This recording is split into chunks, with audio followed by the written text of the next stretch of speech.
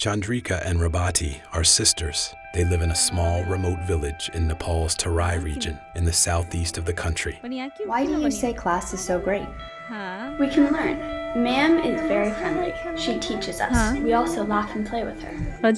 It's great because we learn to read, write, and lots of other things.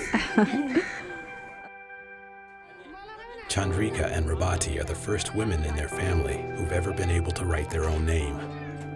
The sisters belong to an untouchable caste called the Musahar.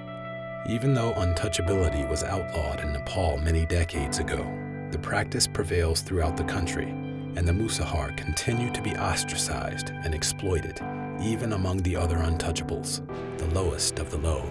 A Musahar person is already thousands of dollars in debt by the time they are born, thanks to indentured labor, a form of modern-day slavery. Though other castes, even other untouchables, may own land, the Musahar are treated as non-citizens.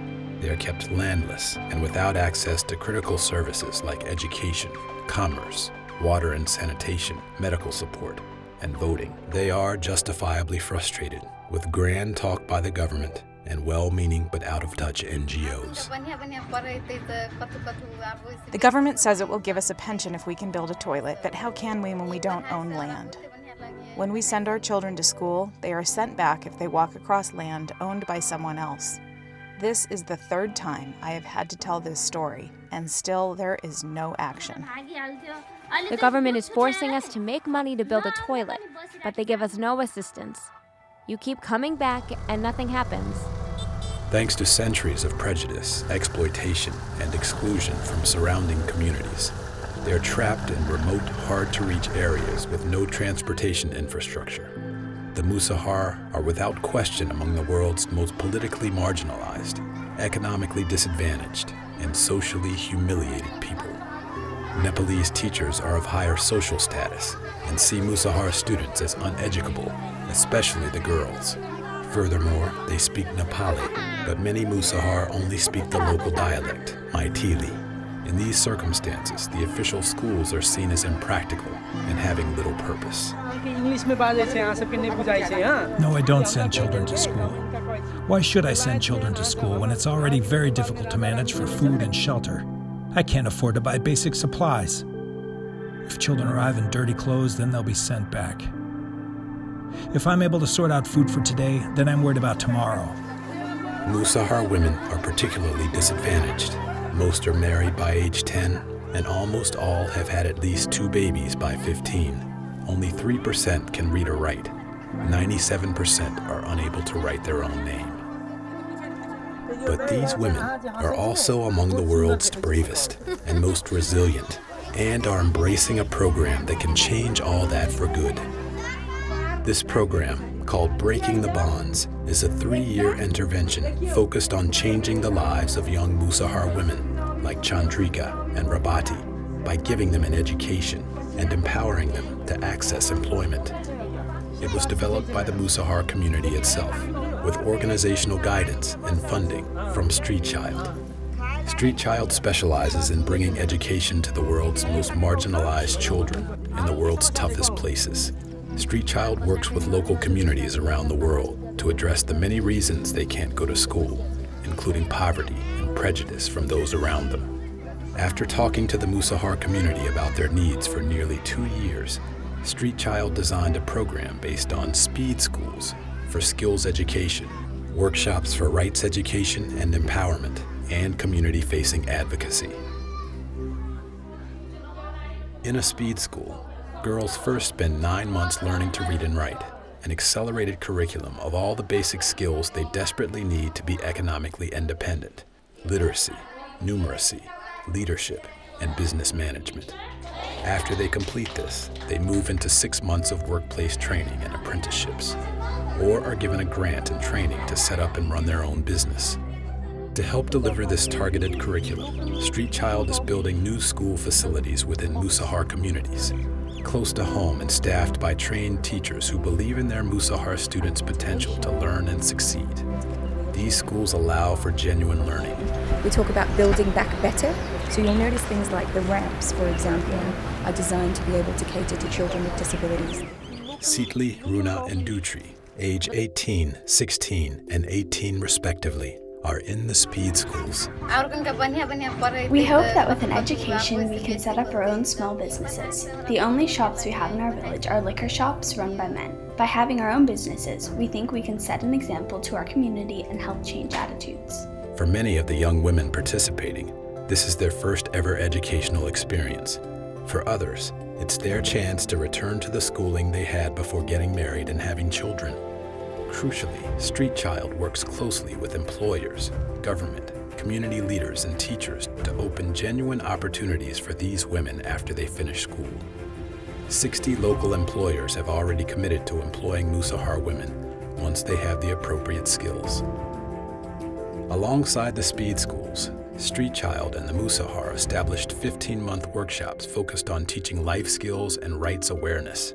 Led by trained social workers from within their communities, the workshops are designed to be a safe space where girls can share experiences, build confidence and self-respect, and learn about important and relevant issues, including resisting gender-based violence and how to access political, economic, and legal resources. Finally, there's advocacy aimed at the surrounding communities and Musahar men themselves to challenge prejudice and build bridges so the Musahar can get a job, find a doctor, and participate in community decision-making. Street Child believes in the power of young people to change the world.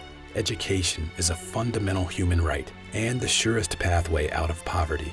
More than 120 million young people are out of school worldwide in places afflicted by poverty, disaster, conflict, and disease. Street Child brings education to these potential changemakers, empowering them to solve the issues their countries and communities face. Shaped by local needs and built on the solid foundation of grassroots energy, ideas, and support, the programs are working. So far, Street Child has helped 250,000 young people living in the world's toughest places go to school and learn to read and write for a brighter future. 94% of young people in programs such as Breaking the Bonds graduate successfully. This success is thanks to the spirit of those such as the Musahar women, and thanks to Street Child's generous supporters. This partnership is creating a new generation of adults with an awareness of their rights to education and the empowerment and skills to advance and protect those gains. A worldwide generation that now includes Chandrika and Rabati.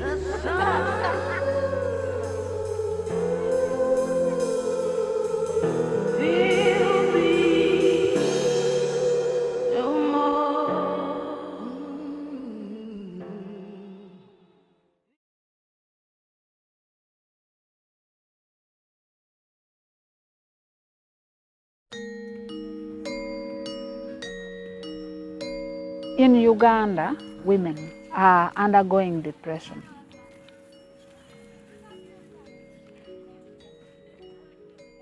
But they don't understand. They are not provided the knowledge. They don't know that that is a problem because they were not created that awareness in them.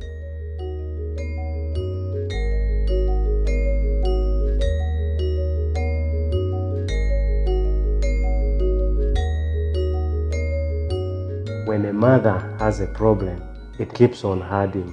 Some of the trigger factors that brings them to end up with depression is poverty, which always causes domestic violence, and they end up in serious depression.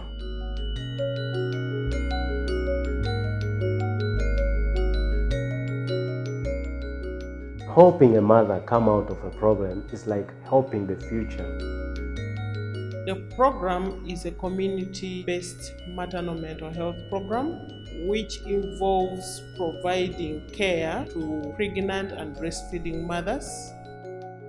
The goal is to improve the psychological well-being of the perinatal women and functioning.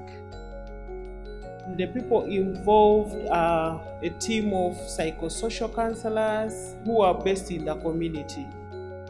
As an organization, we really want to see positive changes. When we conduct the assessment, a mother is psychoeducated, we always see reduction of symptoms of depression, especially changes even in their functioning.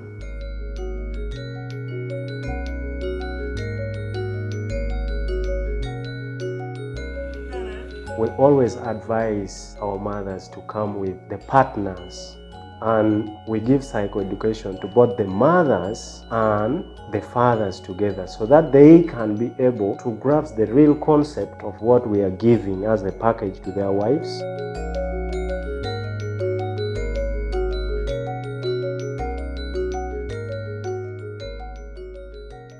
This is majorly to save life.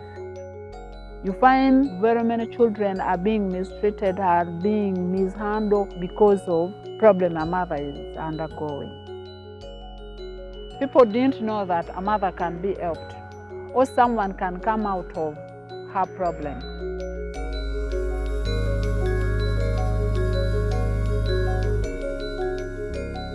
This program will support others. When you train someone, the others will copy so that they will improve. HealthRight International trained me. It really built my career and built my knowledge on handling mothers with depression. Dining for Women support has gone a long way in improving the activities of HealthRight International.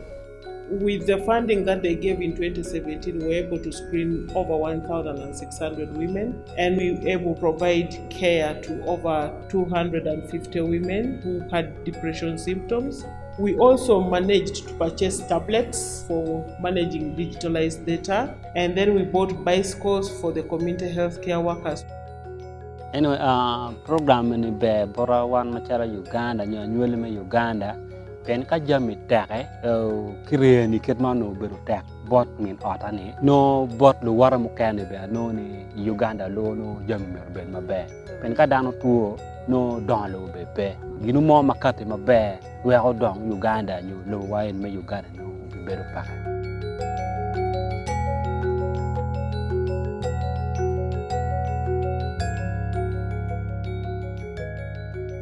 The mothers who walk through this program, they will never forget about what they learned from the projects. This program has given me gratification, especially when a patient comes back with the good news that today I am doing well is better than anything to me.